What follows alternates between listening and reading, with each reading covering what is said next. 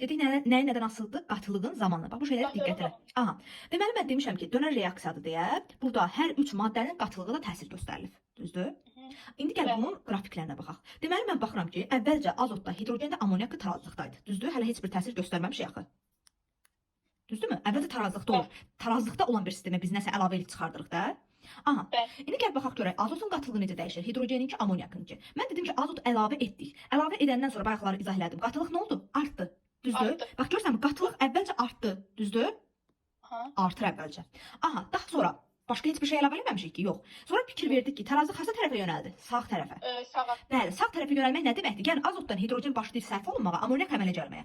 Deməli azotum əvvəlcə artmışdı, çünki əlavə eləmişdim. Daha sonra tarazlıq sağa yönəldiyi üçün başladı azalmağa. Amma əvvəlki qədər az olmayacaqdı ha. Düzdürmü? Hidrogen isə birbaşa azalacaq. Çünki mən ona nəsə əlavə eləmədim ki, tarazlıq sağa yönəldi, hidrogen isə sərf olacaq. Azaldı. Ammoniak isə əmələ gəldiyi üçün artacaq. Daha sonra yenidən tarazlıq halları meydana çıxacaq. Anladıq?